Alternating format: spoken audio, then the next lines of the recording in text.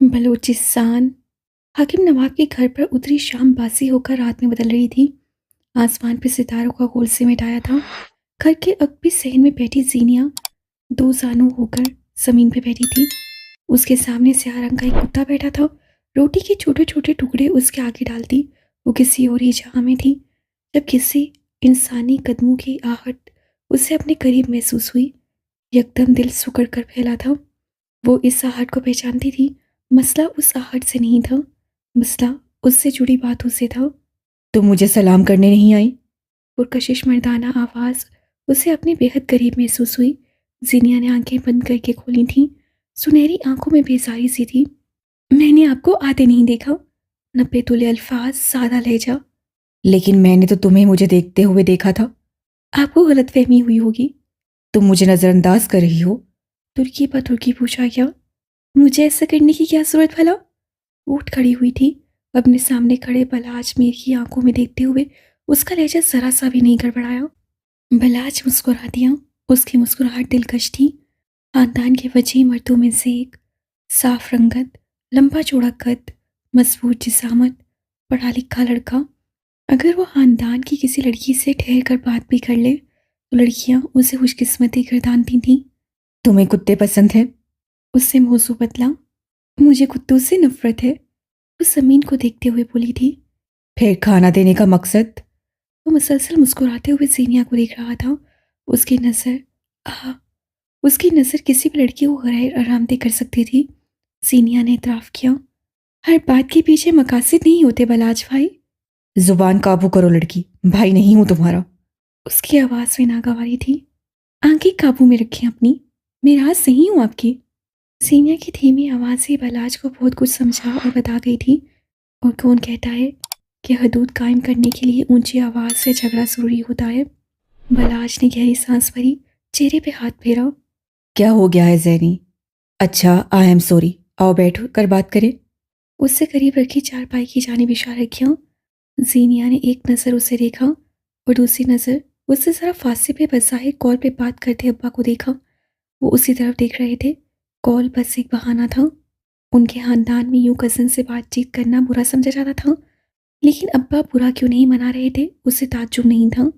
आप बैठिए, मेहमान है, मैं चाय लाती हूँ। वो धीमी पड़ गई थी। अब्बा के खानदान में सिर्फ चंद घर ही थे जो उनसे मिलने आते थे। बलाज उनका भतीजा था, उनकी बहन का बेटा। वो बहन जो कई साल बाद अब दोबारा ताल्लुक जोड़ने आई थी। वो बेटा जिसमें दामाद नजर आता था। उसे नाराज़ करना मतलब अब्बा को नाराज़ करना। और सीनिया हाकिम अब्बा को कम से कम इस जिंदगी में नाराज़ नहीं कर सकती थी। कुछ देर बाद बलाज चारपाई पे बैठा था और जीनिया सामने दीवार से टेक लगाए खड़ी थी। बलाज अपनी यूनिवर्सिटी का कोई किस्सा सुना रहा था। जीनिया मुस्कुराते हुए सुन रही थी। वो बुरा नहीं था, बस उससे अच्छा बनना नहीं आता था। तुम्हें पता है जैनी, मैं कुछ अरसे बाद सऊदी अरब जा रहा हूँ।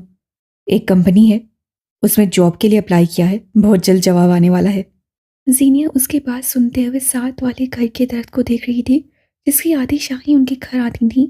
उस दरख्त पे एक घोंसला था, कोई सांप था शायद, जिसे देखकर चिड़ियों ने शोर मचा दिया था। और अगर जवाब ना आया तो मेरा मतलब है ऑप्शंस तो होंगे ना। बलाज की मुस्कुराहट इस बात पे गायब हुई थी और वो ठहर कर उसे देखने लगा। जीनिया समझ गई कि उसे कुछ बुरा लगा है। बुरा मत बनाओ बलाज, हम बच्चे नहीं हैं जो एक दूसरे को तसल्लियां दे। इंसान के पास सेकंड ऑप्शन हमेशा होना चाहिए। आपको सोचना चाहिए, अगर जॉब ना हो सकी तब आप क्या करेंगे? बलाज के तासुरात अब के नरम पड़े थे। असल में मैंने सोच रखा है। बलाज अब कहने लगा था। मेरा एक दोस्त है, मेरे साथ लाहौर में पढ़ता था। 2 साल पहले वो सऊदी चला गया था। अच्छा खासा कारोबार है उसका। वो मुझे अपने साथ मिलाना चाहता है, लेकिन उसने मुझसे 10 लाख का कहा है। वो बोलते बोलते रुका था। एक नज़र गौर से उसको देखती सीनिया को देखा। तुम तो जानती हो, अब्बा ने हमारी सारी जायदाद उड़ा दी। नशे और जुए की लत। अम्मा अपना हिस्सा भाइयों से पहले ही ले चुकी हैं। ऐसे में बहुत परेशान हूं मैं। और यहाँ इस मुकाम पर सीनिया हाकिम को कड़ियाँ मिलाने में 1 मिनट नहीं लगा था। अब्बा के 20 लाख, दोनों बहनों का जहेज। ओ खुदाया, वो इतनी चालाक क्यों थी? क्यों उसका दिमाग इतना तेज काम करता था? क्यों उसे धोखा खाना नहीं सीखा था? वो उन लोगों में से थी जिनको धोखा मिलने से पहले ही वजदान मिला करता था। वो जिनके लिए उनकी अकल अज़ाब थी। यकदम चिड़ियों का शोर इस हद तक बढ़ गया कि ज़ीनिया को अपने दिमाग की रखें दुखती महसूस हुई। तुम कुछ कहोगी नहीं? बलाश ने उसे उम्मीद से देखा। ज़ीनिया की आंखें सुर्ख होने लगी थीं। चिड़ियों का शोर कानों में बेसुरे सांस की तरह बज रहा था। जो आप चाहते हैं और जो आपकी अम्मा चाहती हैं वो नहीं होगा, कभी भी नहीं। ना चाहते हुए भी उसके लहजे में तपिश तर आई थी। बलाश को कोई फर्क नहीं पड़ा, वो मुस्कुराया था। जीनिया, मैं तो तुम्हारी मुश्किलात आसान कर रहा हूँ। हमारी शादी तुम्हारे अब्बा की मुसीबत खत्म कर देगी, और जिसका इंतजार तुम कर रही हो वो नहीं आएगा। उसकी आखिरी बात पे सीनिया के दिल को धक्का लगा था। दिल के जख्म ताज़ा हुए थे। उससे बेहतियार हिद्दत महसूस हुई थी, या फिर दिल दुखा था। और अगर दिल दुखा था तो बहुत बुरी तरह दुखा था। दीवार से लगी कमर दुख रही थी, थक रही थी। शिद्दत से जी चाहा था बैठ जाए, गिर जाए। बलाश कह रहा था। हम बच्चे नहीं हैं जीनिया, जो एक दूसरे को तसल्ली दें। इंसान के पास हमेशा दूसरा ऑप्शन होना चाहिए। वो कहाँ किस अंदाज में सीनिया को उसके अल्फाज लौटा रहा था। काश वो उसका मुंह नोच लेती। अब्दुल्ला नहीं आएगा। बलाश की एक बात और सीनिया को अपना दिल हाली होता महसूस हुआ। दरख्त पे बैठी चिड़ियां खामोश हो गई थीं, शांत, बिल्कुल चुप। शायद मातम करने का कोई अलग अंदाज। सकूत सा सकूत था। दीवार से लगी कमर बेहद थक रही थी। अब्दुल्ला उसे थका रहा था। अब्दुल्ला आएगा। उसके लबों से फंसी फंसी सी आवाज़ निकली। आंखें बुरी तरह चलने लगी थीं। वो नहीं रोएगी, ये तो तय था। लेकिन उसे रोना आएगा, ये भी कुदरत थी। वो नहीं आएगा जीनिया, और मैं तुम्हारा दिल नहीं दुखा रहा। मैं जानता हूँ तुम इस हकीकत को तस्लीम कर लोगी। तुम बहुत मजबूत हो।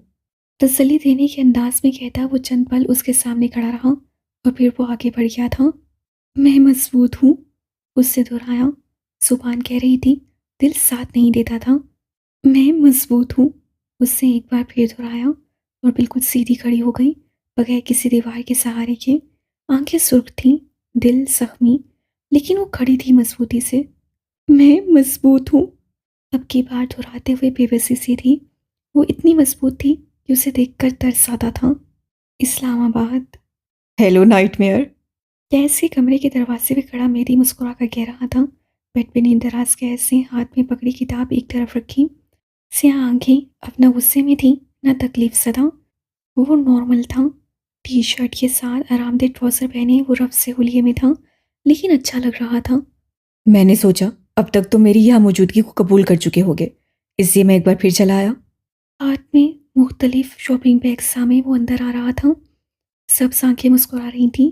कैस उसे खामोशी से अपने तरफ आता देख रहा था। अब कि वो वाकई उसकी मौजूदगी को कबूल कर चुका था। मेहदी बेड के एक कोने पे टिक गया। हाथ की बंद मुट्ठी कैस की जाने बढ़ाई। कैस संजीदगी से उसे देखता रहा। Hello nightmare. Hello green wound. दोनों की मुट्ठी एक साथ टकराई थी। कैस सीधा हो बैठा, नर्म आंखों से उसे देखा। कुछ देर कबल जो कुछ तुमने कहा मैं उसे तुम्हारा ज़हनी आर्जा समझूंगा। मेहदी ने उसकी बात को हवा में उड़ाया। हालांकि तुम्हें मान लेना चाहिए कि मैं तुमसे नफरत करता हूँ। तुम एक सब्ज कदम इंसान हो, मेरे खानदान की कातिल, और मुझे इस हाल तक पहुंचाने वाले। ठंडा बर्फ जैसा लहजा था उसका। हर 4 घंटे में एक कॉल और हर 2 घंटे में एक मैसेज करके ये मालूम करना कि मेहदी जिंदा तो है ना। इसे फिर क्या समझूं मैं? मेहदी संजीदा था। गलत फहमी। कैसे दो लफ्ज़ी जवाब दिया। मेहदी ने खुद को फेंकने के अंदाज में बेड पे गिरा दिया। मैंने तुम्हें बहुत मिस किया नाइटमेयर। अब की उसकी आवाज़ हल्की थी, आंखें छत पर टिकी थीं। यकीन करो, मेरे साथ ऐसा कुछ नहीं हुआ। कैसे कंधे उचकाए। बल्कि क्या पता, मैंने तुम्हें मारने को आदमी भी भेजे हों, लेकिन तुम्हारी सब्ज कदमी उनको खा गई हो। एक लम्हे के लिए वो सांस नहीं ले सका। मेहदी के सेन में यकदम एक झमक्का सा हुआ था। रात का आखिरी पहर, सफ़ेद घर, मुतकब इमारतें, सर्द बत्तियाँ। उसकी आंखों के आगे अंधेरा छाने लगा। तुम मुझे नहीं मार सकते। तुम अपने खानदान में किसी को भी नहीं मार सकते नाइटमेयर। मेहदी की आवाज़ कहीं दूर से आई थी। तुम ठीक कहते हो, मैं नहीं मार सकता, लेकिन मरवा तो सकता हूं ना। जाने वो क्यों बाजिद था। मेहदी के चेहरे पे साया लहराया था। वो एक झटके से उठ बैठा। दिल भारी सा होने लगा था। उससे एक नज़र गैस को देखा, वो भी उसे ही देख रहा था। अगले ही लम्हे मेहदी ने सर झटका। तुम मुझे नहीं मार सकते। उससे गोया यकीन दिलवाया था और साथ ही अपने सामने रखे शॉपिंग बैग्स गैस के सामने उठाकर रखे। ये तुम्हारे लिए लाया हूँ। गैस ने एक नज़र बैग्स को देखा, फिर उसे, और फिर बैग्स में हाथ डालकर सामान बाहर निकाला। कफलिंग्स, एक और कफलिंग्स, और फिर एक और कफलिंग्स। तीनों छोटे छोटे शॉपिंग बैग्स में लाखों की मालियत वाले कफलिंग्स से। गैस को कफलिंग्स पसंद थे, हद से ज़्यादा पसंद। उसे ये कफलिंग्स लगाना पसंद नहीं था, वो बस उन्हें जमा करने का शौकीन था। अब के मेहदी ने अपनी जेब में हाथ डालकर चंद सिक्के बरामद किए थे, मुख्तलिफ मुल्कों के सिक्के। गैस सब मुस्कुराया था, ये उसका दूसरा शौक था, मुख्तलिफ ममालिक की करेंसीज जमा करना। मेहदी जब भी किसी नए मुल्क जाता, वहाँ की करेंसी ज़रूर साथ लाता। गैस की हथेली पे सिक्के रखते हुए उसका हाथ गैस के साथ टकराया था। गैस को यूं लगा जैसे किसी अंगारे ने उसे छू लिया हो। मेहदी का जिस्म तप रहा था, सिक्के छोड़ छाड़ गैस फौरन सीधा हो बैठा था। क्या तुम बीमार हो? बुखार है तुम्हें? वो परेशानी से उसकी पेशानी छू कर देख रहा था। ओह खुदाया मेहदी, तुमने बताया क्यों नहीं? वो मेहदी का माथा छू कर देख रहा था, तो कभी गर्दन। यकदम उसका दिल उछलकर हलक में आया था। ये गैस का खानदान था, और यह हल्का बुखार और जुकाम भी नाकाबिले कबूल था। कुछ देर बाद वो दोनों मेहदी के कमरे में थे। ये कमरा गैस के कमरे से मुख्तलिफ था, बेहद मुख्तलिफ। ऊपरी ईंटों वाली दीवारें, जिन पर गहरे रंग का पेंट था। दाईं जाने वाली दीवार पे मेहदी की तस्वीर टंगी थी। बचपन ममालिक की मुख्तलिफ जगहों पे सियाहत के मज़े लूटता मेहदी। बाईं जाने वाली दीवार के साथ एक स्टाइलिश रैक था, जिस पे चंद मेडल्स, फ्रेमशुदा तस्वीर, फिर मुख्तलिफ मुल्कों से लाई जाने वाली नवादरात रखी थीं। उसी दीवार के अख्ताम पे क्लोसेट का दरवाज़ा था, जिसका दौरा हम फिलहाल मुलतवी किए देते हैं। कमरे के बीचों बीच ज़मीन की तरफ झुका हुआ बेड था, जिसकी ताज के ऊपर मुख्तलिफ पेंटिंग्स टंगी थीं। सामने वाली दीवार पे दीवार की टीवी, और टीवी के एन सामने अखबारों के कवर वाला सोफ़ा। कमरे की सेटिंग पे चारों ओर फेरी लाइट्स लगी थीं, जिनकी हल्की नीली रोशनी कमरे की रौनक बढ़ाए हुए थी। मेहदी अपने बेड पे लेटा था, लिहाफ सीने तक ओढ़ रखा था, गाल बुखार की हिद्दत से तप रहे थे। गैस उसके सामने खड़ा था, तफ्तीशी नजरों से उसे देखता हुआ। तुम्हारा बुखार कितना पुराना है? शायद 1 डेढ़ हफ्ता हुआ है। सेंट्रोनी में वबा फैली हुई है। मौसमी जुकाम बुखार सबको ही था। गैस से हाथ में पकड़ी चंद टैबलेट्स को एक नज़र देखा, और फिर फेंकने के अंदाज में उसके सीने पे दे मारी। मेहदी ने नकाहत से आंखें बंद की। इन्हें खा लो, सुबह तक तुम मुझे फिट चाहिए हो, समझ आई? मर नहीं सकते तुम। तो साबित हुआ कि खानदान में किसी की मौत गैस का खौफ था। वो जितना खुद को बेजार जाहिर कर रहा था, उतना था नहीं। मेहदी ने जुकाम ज़दा सांस अंदर खींची। मैं 1 हफ्ते से दवाई खा रहा हूँ, कोई असर नहीं हो रहा। शायद मलेरिया है। कहते साथ वो कर रहा था, बुखार से बदन टूट रहा था, कंधे भारी हो रहे थे, उसकी सुर्ख आंखें अब जल रही थीं। गैस यूं ही खड़ा रहा, बेतासुर सर चेहरा लिए, अलबत्ता दिल 1000 बार डूब डूब रहा था। अगले 6 माह तक तुम मुल्क से बाहर नहीं जा रहे। गैस के ऐलान पे मेहदी भुचक कर रह गया। उससे उठने की कोशिश की, लेकिन नकाहत आड़े आ गई। मेहदी का सूटकेस बेड के एक कोने पे खुला पड़ा था। गैस अब उसके सामान उलट पुलट रहा था। उसके चेहरे पे कुछ था, गैर आरामदायक सा। तुम ऐसा नहीं कर सकते गैस, पागल हो गए हो क्या? मैं ट्रैवलर आदमी हूँ, घर में कैसे रह सकता हूँ? हैरानी से हैरानी थी, ये अल्फाज हजम करना मुश्किल था। मेरे एयरपोर्ट्स कहाँ हैं? गैस उसकी सुने बगैर बोला था। मेहदी के कपड़े, मुख्तलिफ सामान अब फर्श पे बिखरा पड़ा था। सामान में आधे से ज़्यादा घड़ियाँ थीं, मुख्तलिफ ब्रांड्स की महंगी महंगी घड़ियाँ। मिसप्लेस हो गए होंगे। साफ जाहिर था कि वो टाल रहा था। एयरपोर्ट्स के नाम पे मेहदी को वो ज़ियारत याद आ गई थी। तुम कब से चीज़ें मिसप्लेस करने लगे? साफ साफ बताओ ग्रीन मून, तुम क्या छुपा रहे हो? अगर मैंने पता लगा लिया तो तुम जानते हो मैं क्या करूँगा। मेहदी ने गहरी सांस भरी। हाँ मान लिया, तुम 155+ IQ के मालिक हो। माना तुम्हारी मेमोरी फोटोग्राफिक है, तुम दुनिया के ज़हीन इंसानों में से हो। लेकिन मिस्टर गैस कम्बीर, हर बात में शक और हर मामले में तेर ढूंढना छोड़ दो प्लीज़। मैं सोना चाहता हूँ, जाओ प्लीज़। लिहाफ अपने ऊपर डालते हुए उसका दिल जोर जोर से धड़क रहा था। उसके सामने गैस था, वो आदमी नहीं था, एक्सरे मशीन था। वो आपका चेहरा देखकर कई मिनट कबल होने वाला वाकया भी बता सकता था। उसे टॉर्च देना दुनिया का सबसे मुश्किल काम था। मेहदी लिहाफ ओढ़े लेट गया था, आंखें मीच रखी थीं। कैस चंद लम्हे खड़ा उसे देखता रहा। वो जानता था कुछ है जो छुपाया जा रहा है, लेकिन वो ये भी जानता था कि कम अज़ कम मेहदी उसे ये बात नहीं बताएगा। मैं जानता हूँ तुम सोए नहीं। कैस ने हाँक लगाई। मुझे फर्क नहीं पड़ता तुम कहाँ थे, क्या किया, क्यों किया। मैं तुम्हें किसी भी मुल्क भेजता हूँ तो जिंदा भेजता हूँ। तो मुझे वापसी में भी जिंदा चाहिए हो। अगर तुम मरे तो मैं तुम्हें मार दूंगा मेहदी। आखिरी लफ्ज़ों में ऐसी सफाकी थी कि लम्हे भर को कोई भी काम जाए। वो कहकर रुका नहीं, लंबे लंबे टाँग भरता बाहर निकल गया। पीछे मेहदी ने धीरे से लिहाफ सिरकाया था। उसकी आंखों में वो स्याह रात एक बार फिर घूम गई। अगर वो सिर्फ एक रात होती तो फर्क नहीं पड़ता था, लेकिन वो ताकुबकार एक बार फिर आया था और मेहदी अभी याद नहीं करना चाहता था वो कब कब आया था। लिहाफ वापिस ओढ़ते हुए उससे आंखें बंद कर ली। उसे सोना था, लंबी गहरी नींद सोना था। बलूचिस्तान। शाम के नीले साए फैलकर स्याह होने लगे थे। हाकिम नवाब के घर में अपने कमरे में मौजूद सीनिया बेचैनी से वहां टहल रही थी। चंद दिन बाद ही तो इस्लामाबाद से एक सियाहती ग्रुप उसके शहर आ रहा था। उसे अब्बा की इजाज़त नहीं चाहिए थी। उसे बस किसी तरह इस घर से निकलना था। सीनिया के पास हमेशा चोर दरवाजे होते हैं। पलंग पे नीम दराज कूंज अपने मोबाइल पे कुछ देख रही थी। ये मोबाइल ही तो उसकी कुल मता था, और ये पलंग उसका सिग्नल जोन। हर घर में एक ऐसा कोना ज़रूर होता है जहाँ आपका इंटरनेट तेज चलता है। पलंग का दायां हिस्सा इस घर का वही कोना था। स्पीकर से किसी की भारी मर्दाना आवाज़ गूंज रही थी। कैस, आप इस मुल्क के मशहूर डिज़ाइनर हैं। औरतें आपके बनाए कपड़ों को पहनना अपनी खुशकिस्मती समझती हैं। मर्द आपके ब्रांड को एक लेवल समझते हैं। लेकिन आप खुद सिर्फ और सिर्फ मर्दों के कपड़े डिज़ाइन करते हैं। आपके बारे में मशहूर है कि आप एक misogynist, self centred, anti feminist आदमी हैं। आपके पास कोई वजाहत है क्यों आप औरतों को इतना कमतर समझते हैं कि आप उनके कपड़े तक डिज़ाइन नहीं करते? अगर गूंज के मोबाइल में झांक कर देखो तो घुंघराले बालों वाला गैस एक स्टूडियो में बैठा था।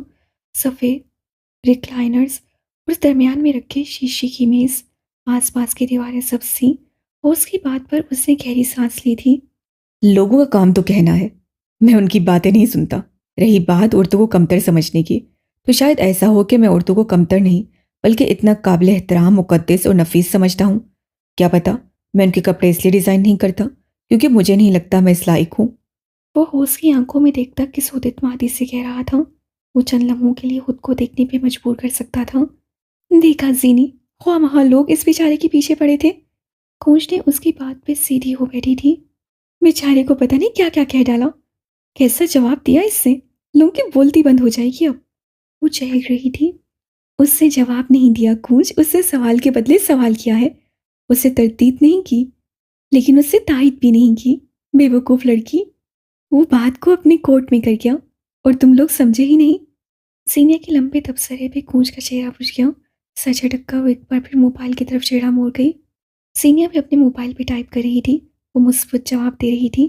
अब उसे किसी सोच विचार की जरूरत नहीं थी। वो जाएगी, ज़रूर जाएगी। पूरे मुल्क में शायद ही कोई शहर ऐसा हो जहाँ आपके बुटीक चेन ना फैली हो, जहाँ आपका फैशन हाउस नाजरीन शायद जानते नहीं, इसलिए हम ना बता सक। टेक्सटाइल इंडस्ट्री में आपका एक नाम है, ब्रांड है। कैस कम्बीर 2 अदर टेक्सटाइल मिल के मालिक भी हैं और उनकी शराकतदार हैं बराक हनीफ, बेस कलेक्शन के ऑनर। सवाल की तरफ आए हैं होस्ट साहब। कैस की शाइस्तगी से टोकने पे होश की चलती जबान रुकी थी। सवाल ये है कैस कि आपकी टेक्सटाइल मिल्स और आपके बाकी सारे फैशन हाउसेज में औरतों की एक बहुत बड़ी तादाद है, लेकिन कैसिम की मेन ब्रांच में चंद गिनी चुनी खवातीन के अलावा क्यों कोई औरत काम नहीं करती? इस बात से ही आप पे एक मिसोजिनिस्ट होने का इल्ज़ाम लगता है। क्या आप क्लियर करेंगे? कैस मुस्कुराया था। मैं शायद इसे एक इत्तेफाक कहूँगा, एक बेहद बुरा इत्तेफाक। सीनिया ने उस उभरती आवाज़ पर सर को इस्तज़ाई अंदाज में झटका था। अब ये आदमी 3-4 मज़ीद बातों का जवाब उसी तरह घुमा फिरा कर देगा ताकि लोग यकीन कर लें कि वो बातें घुमा नहीं रहा, बल्कि यही उसका पैटर्न है। वो एक बार फिर मोबाइल पे तेज़ से टाइप करने लगी थी। खौफज़दा बेजार चेहरा, आदम बेजार। खोज ने अब के सीनिया को नहीं देखा, वो स्क्रीन को तकी गई। चंद मज़ीद बातों के जवाब भी वो इसी तरह देता रहा, घुमा फिरा कर। अल्फाजों को जैसा चाहा मोड़ दिया, जहाँ जहाँ चंद हीरे मोती लगाकर मज़ीद खूबसूरत पेश कर दिया, जहाँ जहाँ कप की मानंद कुतर दिया। कैस को झूठ से नफरत थी। वो बस बातों को अपनी मर्जी का मतलब देता था। अगले चंद साल बाद आप खुद को कहाँ देखते हैं? उसके सवाल पे वो चंद लम्हे के लिए कुछ नहीं कह सका। सीनियर के टाइप करते हाथ भी थम गए थे। ये एक अजीब लम्हा था। ये लम्हा कैस के लिए नहीं था, ये लम्हा सीनियर के लिए भी था। अगर सुनना चाहो तो ये लम्हा तुम्हारे लिए भी है। चंद पल खामोशी। कैसे मुस्कुराकर कैमरे को देखा। सीनियर ने आसूदगी से आंखें मूंदी। चंद लम्हे बीते, चंद सातें गुजरी और फिर दोनों ने बायाक वक्त एक ही तरह की तवानाई से एक ही जैसा जवाब दिया। बुलंदियों की समझ, क्योंकि मुझे उसी के लिए बनाया गया है। ये जवाब सिर्फ कैस की जानिब से नहीं था। जीनिया भी आंखें बंद करके ही बड़बड़ाई थी। क्या तुमने ये नहीं दोहराया? कोच बेख्तियार चौंकी थी और पलंग पे सीधी हो बैठी। चूंकि तो जीनिया खुद भी थी। जहनी, तुमने ये इंटरव्यू देख रखा था? झूठ मत बोलना मुझसे। जीनिया ने एक नज़र कोच को देखा और फिर इंस्टाग्राम पे अपने बायो के ऑप्शन को। वो अपने अकाउंट की सेटिंग कर रही थी। उसे बेख्तियार खिफ्त महसूस हुई। मैंने नहीं सुन रखा। मैं तो इस आदमी को भी नहीं जानती। वो वाकई सच कह रही थी। उसके चेहरे पे हल्की सी हैरानी भी थी। तो फिर तुम्हें कैसे ये पता क्या कहने वाला था? कोच बात की तह तक पहुंचे बगैर कैसे खामोश हो जाती। जीनिया बार बार कुछ टाइप करती और फिर उलझ कर मिटा देती। लंबी सफ़ेद उंगलियां बेचैन थीं। I don't know, it just happened. Coach खामोश हो गई थी। जीनिया की उंगलियां हरकत में आ गईं। ना जाने क्यों, किस ख्याल के तहत उससे बायो में लिख डाला। बुलंदियों की समेत, क्योंकि मुझे उसी के लिए बनाया गया है।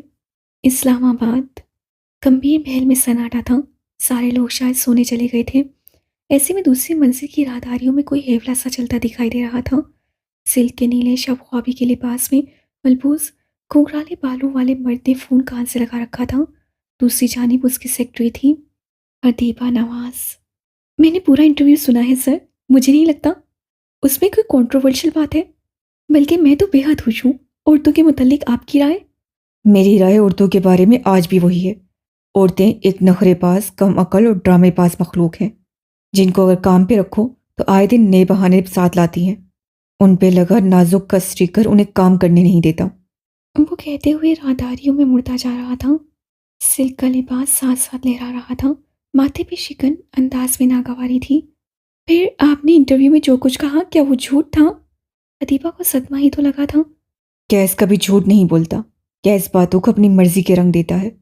अगर आपको उर्दू से इतनी नफरत है तो फिर आपने मुझे नौकरी पे क्यों रखा? अदीबा खफा थी। तुम्हें तुम्हारे मर्दाना नकोश की वजह से रखा है। हदीबा कम हबीब ज़्यादा लगती हो। उससे कहते हुए कॉल काटी। जबकि हदीबा अगले 4 रोज़ एक एक को पकड़कर अपनी खूबसूरती के चर्चे करवाएगी। रातधारियों में गुजरते हुए गैस एक जगह रुका था। वो मेहदी के कमरे का दरवाज़ा था।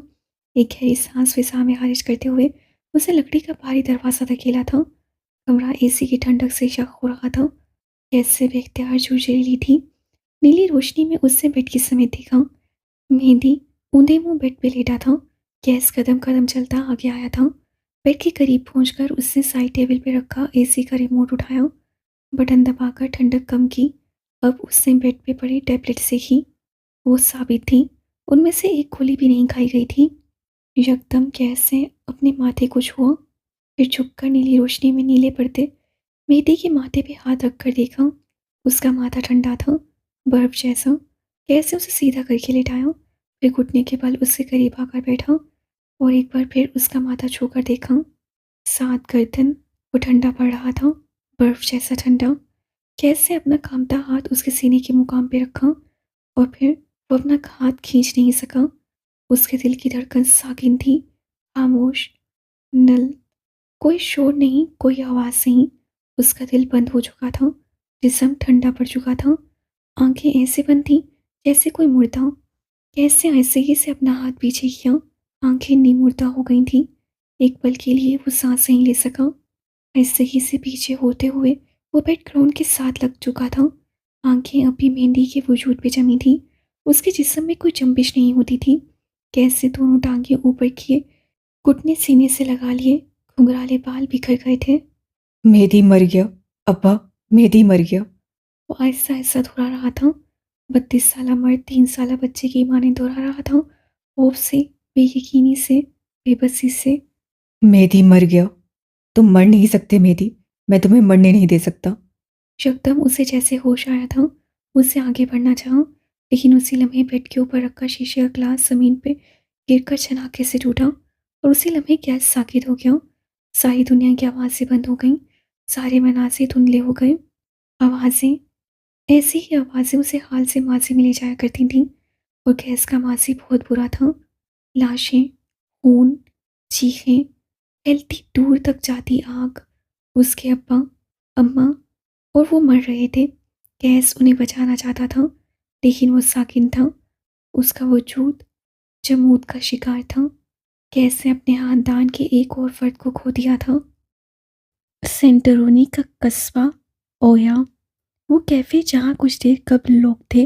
कॉफ़ी बीन्स की महक थी, चॉकलेट बार थे, मेहदी गंभीर था और लोग थे। अब वो कैफ़े खाली हो चुका था, लोग जा चुके थे, कॉफ़ी बनना बंद हो चुकी थी और मेहदी गंभीर, वो अभी जाने ही लगा था। ये कैफ़े का खारजी दरवाज़ा था, जहाँ खड़े होकर वो कैफ़े के ओनर से बात कर रहा था। खूबसूरत सी दुबली पतली यूनानी औरत जो अपने शौहर के बाद अकेली रहती थी।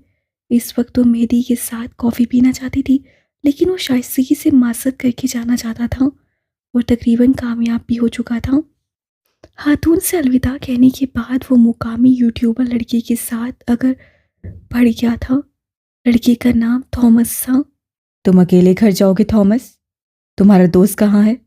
सफ़ेद नीली गलियों में चलते हुए मेहदी पूछ रहा था। लड़की ने सर झटका था। मैं तुम्हारा शुक्रगुजार हूँ कि तुमने मेरे चैनल के लिए वक्त दिया, तवानाई दी, अल्फाज दिए। लेकिन बात और इंसान, तुमने मेरे दोस्त के साथ जो कुछ किया, मैं शायद अब तुम्हें कभी माफ़ नहीं कर पाऊंगा। तुम्हारे दोस्त के साथ क्या किया मैंने? मेहदी एकदम परेशान हुआ था।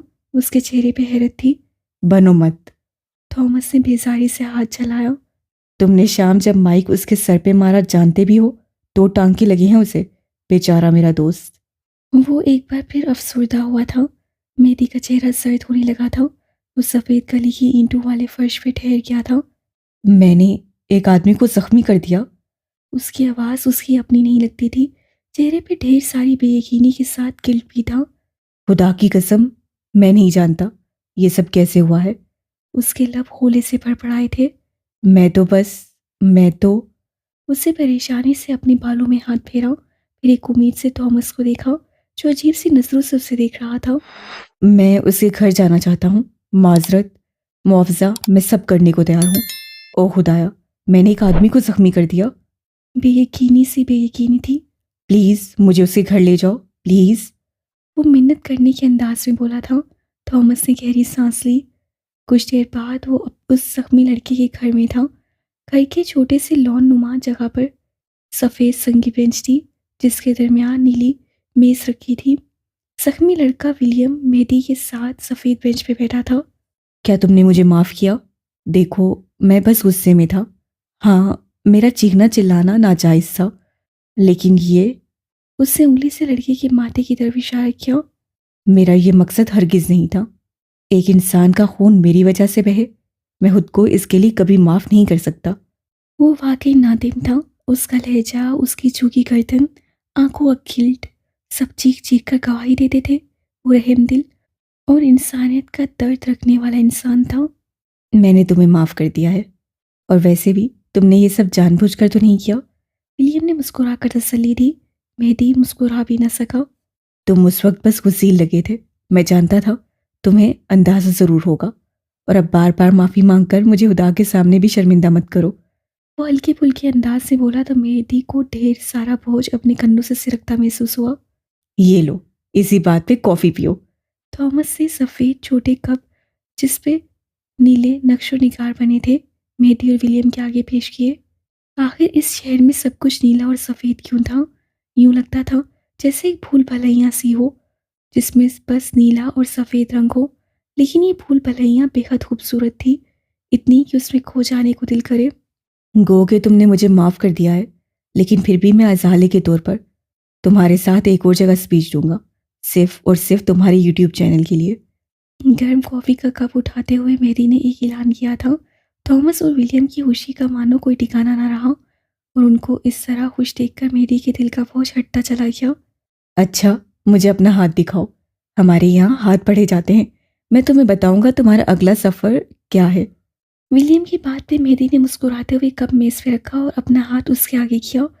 विलियम ने उसकी हथेली पे उंगली से अंग्रेजी हुर्फ एम लिखा और मुट्ठी बंद कर दी। चंद लम्हे बाद उससे मेहदी की मुट्ठी खोली। वो हल्का सा परेशान हुआ। तुम्हें पैदा होने पे कोई और नाम दिया गया था। ये नाम तुम्हारा बख्त नहीं बता रहा। सब गड़बड़ है। मेहदी एक बार फिर मुस्कुराया था। मेरा पहला नाम अंग्रेजी के हुर्फ ए से शुरू होता है, लेकिन अब वो मेरा नाम नहीं है। उसने जोर दिया। विलियम के कंधे ढीले पड़े। उससे अब उंगली से मेहदी की हथेली पे ए लिखा। तुम्हारा अगला सफ़र मोहब्बत है। मेहदी उसकी बात पे जोर से हंसा था।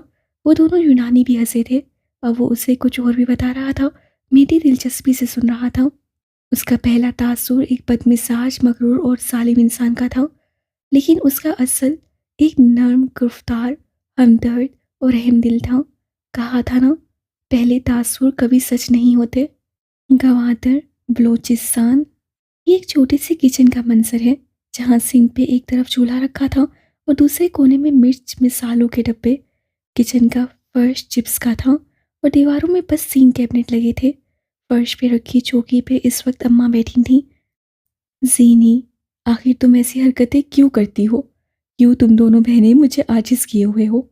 सब्जी बनाती अमीना बीबी इस वक्त वाकई अपनी औलाद से आजिज़ लगती थी। सैनी चुपचाप चूल्हे पे रखी चाय को उबलता देख रही थी। उससे अम्मा को नहीं देखा था। बशर जाग रहा था और तुमने अपने अब्बा से कह दिया वो सो रहा है। एक गूंज कम थी। उसकी कम अकली को रोऊं या तुम्हें रोऊं? जानती हो ना, सुबह का बिगड़ा मिजाज है और अब तक ठीक होकर नहीं दे रहा। उसने चाय नीचे उतार कर कप में डाली। थोड़ी सी छलक कर पैर पे गिरी थी, लेकिन परवाह किसे थी? वो तो गोया बुत थी। खामोशी से अपना काम करती रही। अब जवाब दो ना, या फिर कोई जवाब है ही नहीं। अम्मा को गुस्सा ही आ गया था। बिल्कुल अपने बाप पे गई हो। इंतकाम लेने में तो 1 मिनट नहीं लगाती। अल्लाह समझे तुम्हें। वो बेसारी से कहती सब्जी का टोकरा वहीं छोड़े बाहर निकल गई थी। जीनिया कप थामे वहीं खड़ी रही। उसकी सुनहरी आंखें खामोश थीं। हाथ में पकड़ा कप भाप उड़ाता। इस वक्त उससे कुछ फर्क नहीं पड़ रहा था। वो इंतकाम लेकर भी खुश क्यों नहीं थी? वो अपने ख्यालों में थी जब बशर के कदमों की चाप सुनाई दी। जीनिया यूं ही खड़ी रही। वो अंदर आया, उसके हाथ से चाय का कप ले लिया। आधे घंटे से चाय का कहा है ज़ैनी? कहाँ गायब हो? उसका लहजा हल्का फुल्का था। बशर को गुस्सा बहुत कम आता था, और आता भी तो बहनों पे नहीं उतारा करता था। अम्मा को बता क्यों नहीं देती? वो उसके साथ खड़े होते हुए बोला। नसरीन सीनिया के चेहरे पे जमा दी। वो संजीदा था। सीनिया थकी हुई। सीनिया ने थकी थकी आंखें उठाकर उसे देखा। बताने को क्या है? यही कि तुमने अब्बा से कोई इंतकाम नहीं लिया, बल्कि जो तुमने किया उनकी भलाई के लिए किया। जीनिया उसे चुप करवाना चाहती थी, लेकिन चाहने से क्या होता है? मैं जानता हूँ। अब्बा को डॉक्टर ने वॉक बताई है, वरना उनका शुगर इसी तरह हाई रहेगा। और अगर शुगर हाई रहा तो उनकी टांग पे कुछ अरसा कब लगने वाला जख्म नासूर बन सकते हैं। अब अब्बा वॉक तो करते नहीं हैं, फीकी चाय उनसे पी नहीं जाती। ऐसे में तुमने उन बेदखल नवाब साहब के लिए कुछ ना कुछ तो करना था ना। वो आखिर में इस तरह से बोला था कि जीनिया हंस पड़ी। वो ऐसा ही था, बहनों को हंसाने के लिए काफ़ी कुछ सह जाता और कर जाता था। अब्बा से इतना प्यार क्यों करती हो ज़ैनी? वो चाय को घूंटू से लगाते हुए बोला था। उसका लहजा सादा था। जीनिया ने आंखें बंद करके खोली। क्योंकि वो मुझसे प्यार नहीं करते। उसके लबों से चंद अल्फाज आसाद ना हो सके। इंसान की फितरत होती है। इंसान की फितरत होती है अदा। जो चीज़ उसके लिए नहीं होती, उसी की ख्वाहिश में खुद को थका कर रख देता है। अगर अब्बा मुझसे प्यार करते होते तो मैं उनसे इतनी मोहब्बत न करती। उससे कहा नहीं, बस सोच कर रह गई। अब्बा से कौन मोहब्बत नहीं करता? सवाल के बदले सवाल। बशर गहरी सांस भरकर रह गया था। जाने दो, मैं तुम्हारे जैसा नहीं हूँ। मेरे पास इतना दिमाग नहीं है। वो बाहर निकल गया था। ये उसका नेटफ्लिक्स टाइम था। पीछे जीनिया अकेली खड़ी रह गई थी। बेचैनी एक बार फिर हद से सवा होने लगी थी। अब्बा ने रात का खाना नहीं खाया था। साजिशी, इंतकामी और चालबाज लड़की का तासुर तख्लील हो चुका था। ये लड़की बस एक अहम सी बेटी थी।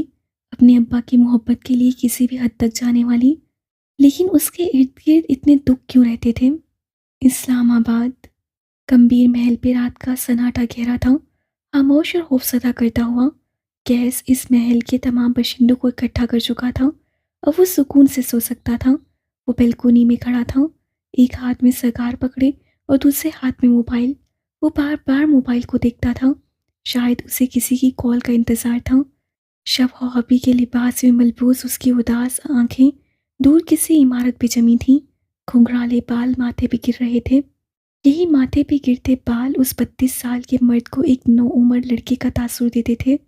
बैल्कोनी की रेलिंग सफ़ेद रंग की थी, जिस पे मुख्तलिफ नक्शो निगार बने थे।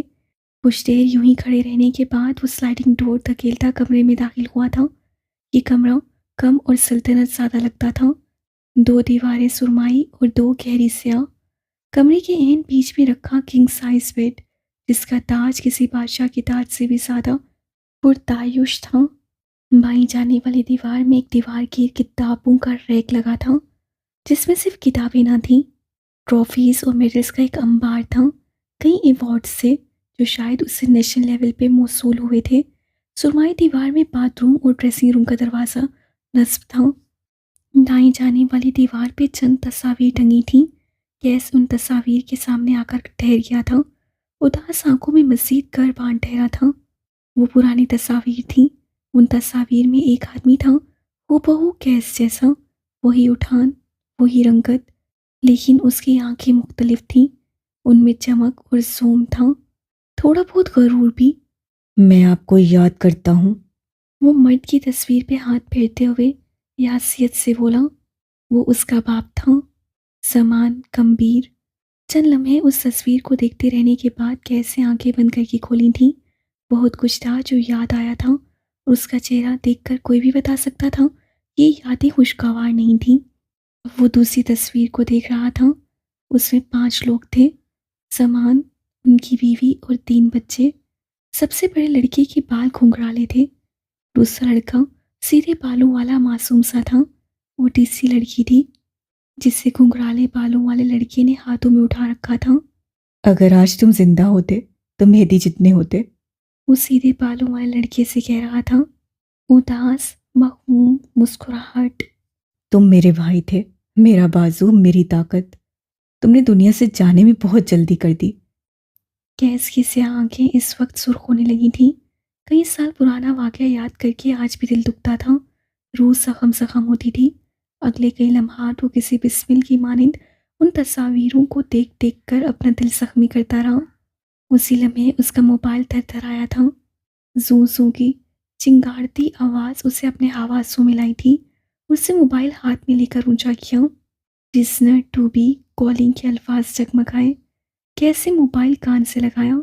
आगे से कुछ कहा गया था। कैसे आंखें बंद कर ली, यूं कोई अल्फाज को रूह तक उतार रहा हो। उससे बात सुनी, कॉल काटी और फिर ड्रेसिंग रूम की जाने बढ़ गया। अब उसके अंदाज में अजीब सरशारी थी। कुछ वक्त बाद वो बाहर निकला तो सफ़ेद ड्रेस शर्ट में मलबूस था, बाल सलीके से जमा रखे थे। आईने के सामने ठहरकर उसने परफ्यूम की शीशी उठाई। यकदम फिजा मुअत्तर हो गई। आईने में देखते हुए खुद पर एक तनकीरी नजर डालकर वो बाहर निकल गया। उसकी चाल मसरूर थी, कंधे हल्के, हर भोज से हाली। कैसम की शीशों वाली इमारत के अंदर इस वक्त एक हजूम सा था। अपने ऑफिस का दरवाज़ा खोलते हुए कैस अंदर आया। अंदर का मंजर रूह खींचने वाला था। उसकी सेक्रेटरी और ऑफिस के चंद डिज़ाइनर्स कोने में खड़े थे। वलीद को 4 गार्ड्स से थाम रखा था। वो चिल्ला रहा था, अपने हक में सफाई दे रहा था। उसका चेहरा सुर्ख था, हद तक से गुस्से से। गैस को आते देखकर उसका सांस बहाल हुआ था। एक झटके से खुद को आज़ाद करवाते वो आगे आया था। धुआं धुआं होते चेहरे से कैसे करीब आकर रुका। कैस, इनको बताओ, इन्हें बताओ कि मुझे यहाँ तुमने भेजा था। तुम्हें समर कलेक्शन की विजुअल्स चाहिए थे, है ना? कैस बताओ, ये लोग मुझे विसल ब्लोवर समझ रहे हैं। बोलो कैस, बताओ कुछ। विसल ब्लोअर वो शख्स होता है जिससे किसी कंपनी में रहकर वहाँ के राज फाश किए हों, या फिर जॉब छोड़कर किसी दूसरी कंपनी में जाने पर अपनी साबका कंपनी की हिकमत अमली बताता रहा हो। ऐसे इंसान की कोई इज्जत नहीं होती। ऐसे वर्कर को नौकरी नहीं मिलती।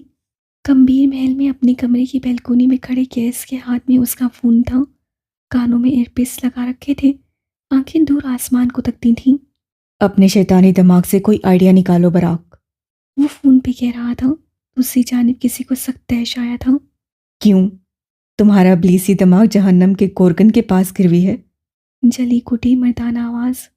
मैं अपना अजीम दिमाग इस मामले में इस्तेमाल करके सारी जिंदगी अपने दिमाग की लानत बर्दाश्त नहीं कर सकता। ठंडा लहजा। और मैं अपने मोजिम दिमाग से लानत खाता रहूं। फ़ोन के उस पार बराक का बस नहीं चलता था कि गैस को कच्चा चबा ले। तुम लानतों के लिए पैदा हुए हो। याद दहानी करवा कर फ़ोन काट दिया गया। मैंने तुम्हें माफ़ी दी, मैंने तुम्हें चांस दिया और तुमने मेरे साथ ये किया। गैस के लहजे में ढूंढने से भी दुख नहीं मिलता था। बस एक ठंडी तपिश थी। उससे वलीद की रीढ़ की हड्डी तक सनसना दी। वो गीली आंखों से पीछे हो रहा था। शौक, बेयकीनी, इत्मीनान की किरशियाँ। वो क्या कुछ समेटे। दूसरी मंजिल से भारी बूटों की धमक यहाँ तक आती थी। हर धम के साथ वलीद का दिल डूबा जाता था। मैं अपने ऑफिस में अपने बाप को आने की इजाज़त नहीं देता और तुम कहते हो मैंने तुम्हें आने दिया। आपने मुझे कॉल की थी गैस, आपने कहा था आपको मेरी ज़रूरत है। वलीद बस शौक के मारे यही कह सका। उसकी आवाज़ में लर्जिश थी। मैंने तुम्हें कोई कॉल नहीं की। और कैसे सच ही तो कहा था। चंद मिनट कबल वो गाड़ी की पिछले निशीज पर बैठा था। मोबाइल सीट पे धरा था और गाड़ी में बराक नामी शख्स की आवाज़ गूंज रही थी। काम हो गया गैस। वो पुरजोश था। काम की बात पर आओ बराक। तुम्हारी भद्दी आवाज़ में बस अपने फ़ायदे की खातिर सुन सकता हूँ। कदरे बेजार लाताल्लुक लहजा। बराक ने दिल ही दिल में 100 गालियां दी होंगी उसे। हाँ तो मैंने ये किया कि जब वलीद काम छोड़कर रेस्ट रूम गया तो उसके मोबाइल में उसके ड्राइवर के नंबर को गैस के नंबर से सेव किया और फिर उसी नंबर से उसे कॉल की। बात मैंने की, उसे तुम्हारे ऑफिस आने का कहा। बक भी चुको। कैसे उकताहट से टोका। अच्छा सुनो, तो जब वो तुम्हारे ऑफिस गया तो उसी वक्त मैंने तुम्हें कुछ विजुअल्स भेजने का कहा। तुमने भेज दी। लेकिन लहक लहक कर बात करता वो इस वक्त शहर से भी बदतर लग रहा था। मैं जानता हूँ डिज़ाइन तुमने भेजे, तुम जानते हो डिज़ाइन तुमने भेजे। कम्युनिटी नहीं जानती ना, मैंने ट्वीट कर दिया है हैशटैग विसल ब्लोवर। साथ साथ वलीद के तुम्हारे ऑफिस में दाखिल होने की सीसीटीवी फुटेज भी लगा दी है। अब कम से कम इस पूरे मुल्क में तो उसे कोई भी अपने साथ नहीं रखेगा। वो अपनी ही बात पर खेका मार कर हंसा था। कैसे बाकायदा अपने कानों पर हाथ रख लिए। मैंने इतना घटिया प्लान अपनी जिंदगी में नहीं सुना।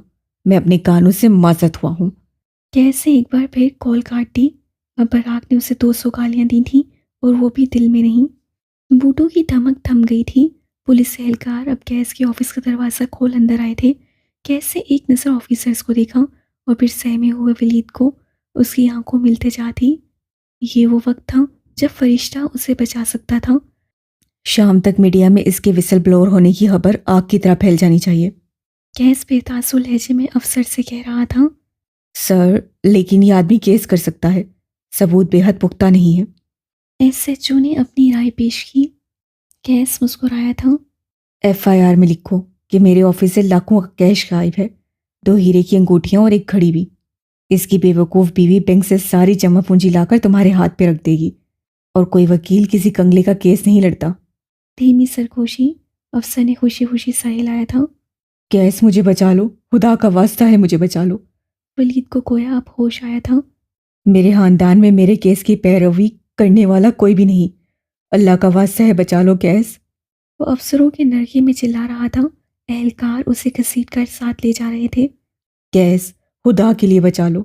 मेरी बीवी अनपढ़ है, मेरा कोई नहीं है, मेरे बच्चों का कोई नहीं है। खुदा के लिए मुझे बचा लो। वलीद को ऑफिस के बाहर ले जाया जा रहा था। उसकी आवाज़ें, उसकी धाइयाँ किसी भी इंसान का दिल बहला सकती थी, लेकिन गैस शायद इंसान नहीं था। आपने कहा था आप किसी की नौकरी नहीं खाते। गैस के अक में खड़ी उसकी सेक्रेटरी तासुब से कह रही थी। गैस नहीं पलटा। गैस नौकरियां नहीं खाता, गैस कैरियर खाता है। अदीबा को उससे खौफ आया था। वलीद की मध्यम चीखें। आह, वो सीखी सी ही तो थी। गैस आंखें मूंदे सुकून से उन आवाज़ों को सुनने लगा। उसका पहला तासुर एक फरिश्ते का था और तुमने फरिश्तों को कभी ज़मीन पे नहीं देखा होगा। गवादर, बलोचिस्तान, गवादर सूबा बलूचिस्तान का एक अहम तजारती शहर है। सी पैक मंसूबे की वजह से गवादर की अहमियत मज़ीद बढ़ चुकी है। ये शहर अपने तुलू और ग़ुरूब आफ्ताब के मनासिर, शफाफ समंदर और मछलियों की एक वाफर मिकदार की फराहमी के लिए मशहूर है। गवादर कई बरस कबल ओमान नामी मुल्क का हिस्सा रहा था, लेकिन मौजूदा दौर में ये पाकिस्तान का गोल्डन बॉय है। बलूची ज़बान में गवाह साहिली हवा को कहते हैं और दर के मायने दरवाजे के हैं। इस लिहाज से गवादर के लफ्ज़ी मायने साहिली हवा का दरवाजे के हैं।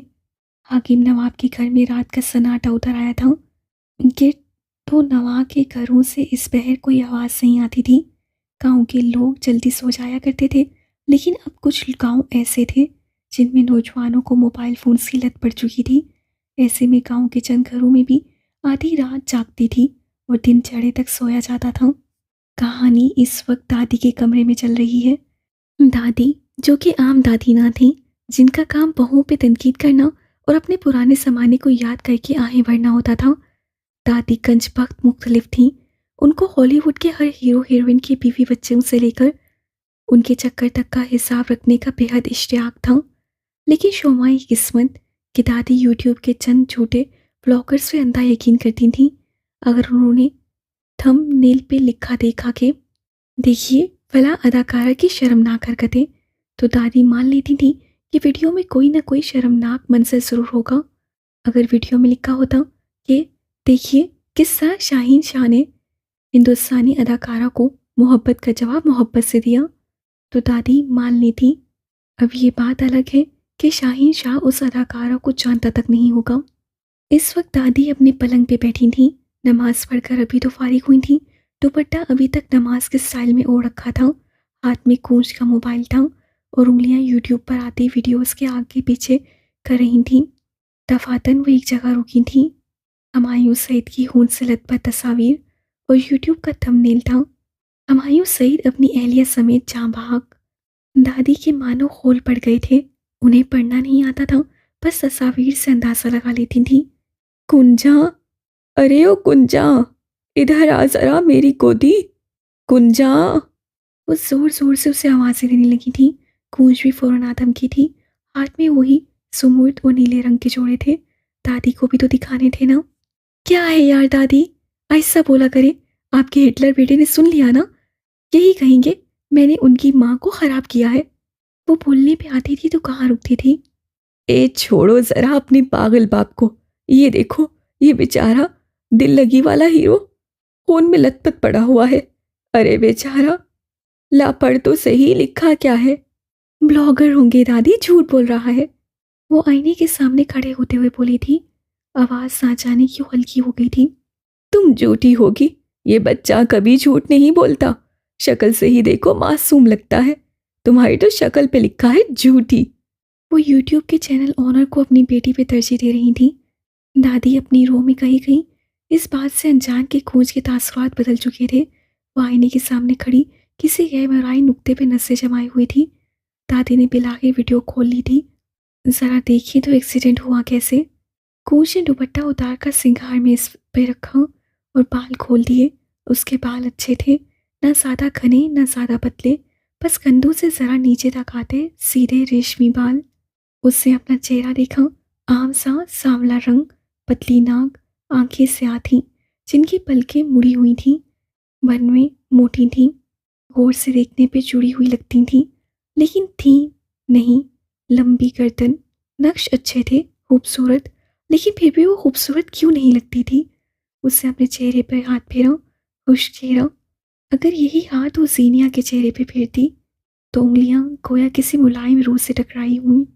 चेहरे पे हल्के हल्के से दाने थे, नजर नहीं आते थे, लेकिन हाथ फेरो तो महसूस होते थे। लो देखो भला, पिछली बीवी ने हमला करवाया है बेचारे पे। दादी तासुब से बोल रही थी। गूंज नहीं सुन रही थी। उसे इस वक्त कुछ सुनाई नहीं दे रहा था। उसने आहिस्तगी से मेज पे धरे दोनों जोड़ों को हाथ में भरा और फिर एक जोड़े को अपनी बाईं कंधे पे डाला। वो नीला जोड़ा था। दबती रंगत मजीद दब गई। उसके दिल को धक्का सा लगा था। आंखें नम हुई। जुमुर्द रंग का जोड़ा बाएं कंधे पे रखा और एक बार फिर शीशे में खुद को देखा। रंगत में अलबत्ता कोई फर्क नहीं आया था। वो जानती थी ये जोड़ा पहनकर भी वो अच्छी नहीं लगेगी। वो यासियत से खुद को आईने में देखती गई। दुबली पतली लड़की, दबता रंग, ढलके हुए कंधे। उसी लम्हे उसका वजूद आईने से हट गया। वहाँ जीनिया आ गई। ऊंचा कद, साफ रंगत, पूरे लंबे बाल, चौड़े कंधे। वो आप जोड़े में भी हसीन लगती थी। उसे बनाव सिंगार की जरूरत नहीं पड़ती थी। आप सही कहती हैं दादी, मैं झूठी हूँ। हल्की शिकस्ता आवाज। मैं झूठ बोलकर भरम रखती हूँ। मैं नीले जोड़े को छोड़कर सुमुर्द रंग रख लेती हूँ। इससे नहीं क्योंकि मुझे कुर्बानी देने की आदत है, बल्कि इसलिए क्योंकि मैं झूठी हूँ। अगर मेरा रंग साफ होता तो मैं भी अपनी पसंद के जोड़े पहनती। एक आखिरी नजर नीले जोड़े पे हसरत से डालते हुए उससे जोड़ा कंधे से उतार दिया था। आंखों में चमक वापस आ गई थी, लेकिन दिल के बुझ जाना, कोई उस दिल के बुझ जाने का क्या करे।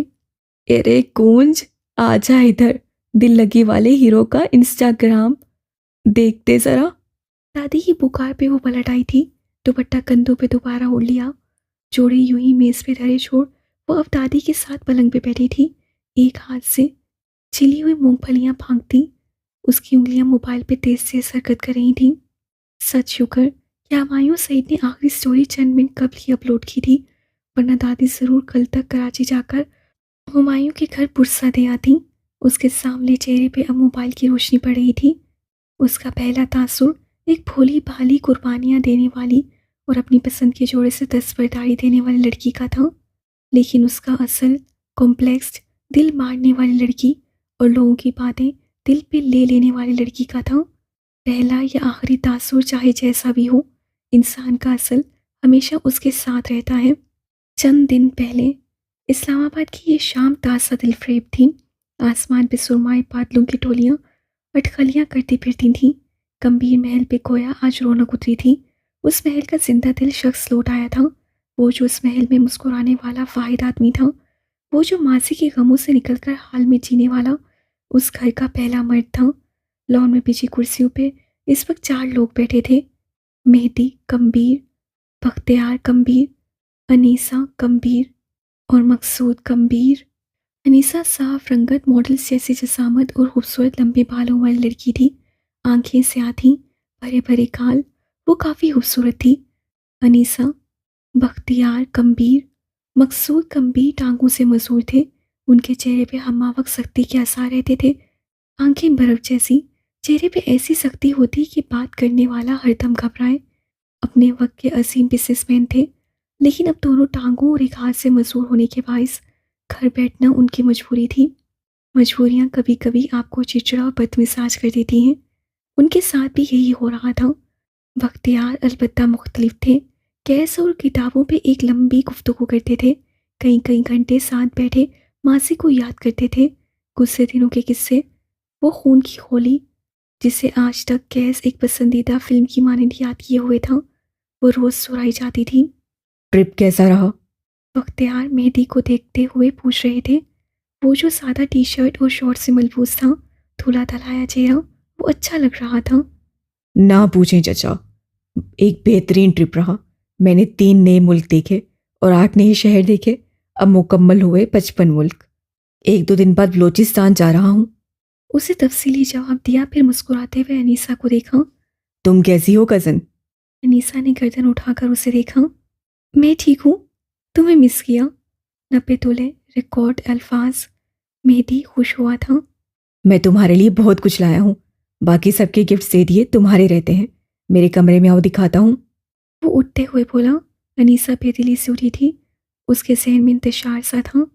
कभी वो दोनों यहाँ से जाते कि उस किसी की आवाज़ पे रुक गए। ये कैसी गाड़ी की आवाज़ थी। मेहदी के लब अपने आप मुस्कुराहट में ढले थे। अनीसा ने कोफ से सर झटका। उसे अब मज़ीद इस महफिल में बैठना पड़ता। ओह नहीं। मकसूद ने अपने अक में खड़ी केयर टेकर को इशारा किया। वो उनकी कुर्सी धकेलने लगी थी। बख्तियार आप ही खड़े हो गए। यकदम तनाव बढ़ने लगा था। अनीसा भी अब उल्टे कदम पलट रही थी। गाड़ी गीले पाथवे से गुजर कर आई, पोर्च में आकर रुकी। एक लम्हे, सिर्फ एक लम्हे के लिए भी मेहदी की मुस्कुराहट और उसका जोश खत्म नहीं हुआ था। गैस के लिए दरवाज़ा खोला गया। वो बाहर आया तो नजरों की सेध में खड़े मेहदी को देखा। आंखों में बहुत कुछ डर आया।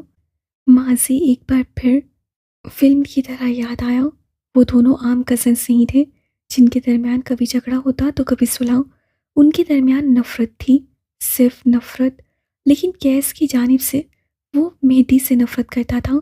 ये शख्स उसके माँ बाप, उसके सारे ख़ानदान की मौत का ज़िम्मेदार था। वो अपनी जगह से नहीं बढ़ा। मेहदी को देखकर उसका दिल दुखता था, रूह तक बिलबिला जाती थी। लेकिन वो उसे खुद से दूर भी नहीं करना चाहता था। वो अपने खानदान के एक और फर्द को मरते हुए नहीं देखना चाहता था। उसके बाबा ने उससे कहा था, मैं अपना खानदान तुम्हारे हवाले कर रहा हूँ। तुम बाजू, जमीन और सहारा बनना। खानदान जोड़ना बेटे, किसी एक को भी मरने मत देना। ये अल्फाज, ये बातें, ये सब आज भी पहले दिन की तरह याद था। कैसे हो भाई? वो उसके करीब चला आया था, मुस्कुराते हुए उसे गले लगाना चाहा। कैसे उसके सीने पे हाथ रखकर उसे रोका था। काश तुम जहाज से गिरकर मर आते। काश तुम जजीरे के साहिल में डूब जाते। या फिर काश कोई तुम्हें गोलियों से भून जाता।